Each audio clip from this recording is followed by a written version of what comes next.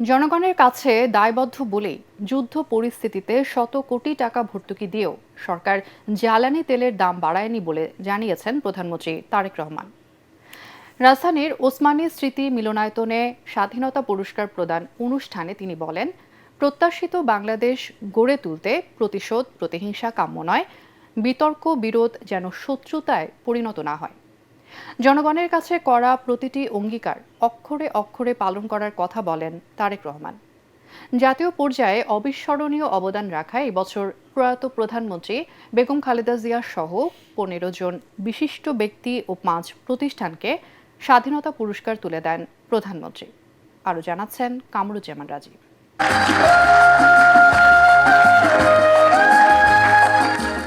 রাষ্ট্রীয় আনুষ্ঠানিকতার মধ্য দিয়ে জাতীয় পর্যায়ে গৌরবোজ্জ্বল অবদানের জন্য ১৫ জন বিশিষ্ট ব্যক্তি ও প্রতিষ্ঠানের হাতে স্বাধীনতা পুরস্কার তুলে দেন প্রধানমন্ত্রী তারেক রহমান।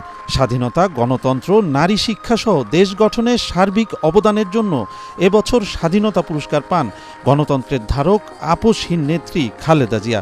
তার পক্ষে পুরস্কার গ্রহণ করেন নাতনি জাইমা রহমান।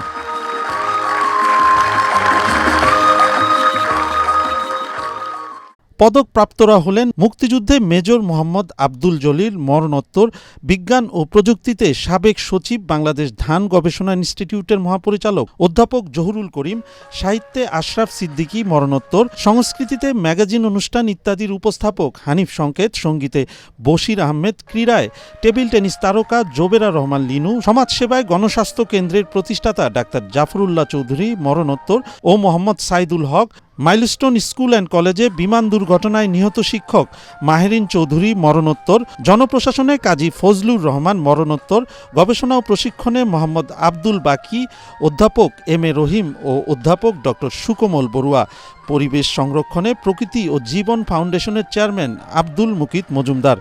পদক পাওয়া ৫ প্রতিষ্ঠান হল মুক্তিযুদ্ধে ফৌজদারহাট ক্যাডেট কলেজ, চিকিৎসায় ঢাকা মেডিকেল কলেজ হাসপাতাল, পল্লী উন্নয়নে পল্লী কর্মসহায়ক ফাউন্ডেশন PKSF, সমাজসেবায় SOS children's village international in Bangladesh ও গণস্বাস্থ্য কেন্দ্র। পদক প্রদান অনুষ্ঠানে প্রধানমন্ত্রী বলেন, হীন দলীয় স্বার্থে জাতীয় নেতাদের ভূমিকা স্মরণ করতে কার্পণ্য করলে জাতি তাদের ক্ষমা করবে না। আকাঙ্ক্ষিত দেশ গড়ে তুলতে সবাইকে সতর্ক থাকতে হবে। আমাদের প্রত্যাশিত স্বনির্ভর সমৃদ্ধ বাংলাদেশ গড়তে হলে প্রতিশোধ, প্রতিহিংসা কিংবা অযথা বিতর্ক নয়। শহীদ রাষ্ট্রপতি জিয়াউর রহমান বলতেন, জাতীয় ঐক্য আমাদের শক্তি, বিভাজন আমাদের দুর্বলতা। সেই কথা স্মরণ করেই বলতে চাই, আমাদের মধ্যেকার বিতর্ক বিরোধ যেন শত্রুতায় রূপ না নেয়।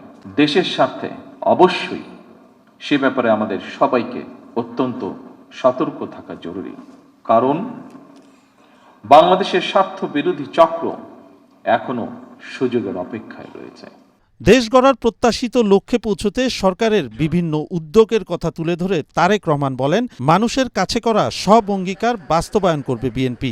আমরা দলীয় ইশতেহারে এবং স্বাক্ষরিত জুলাই সনদের প্রতিটি দফা, প্রতিটি অঙ্গীকার অক্ষরে অক্ষরে পালন করব ইনশাআল্লাহ।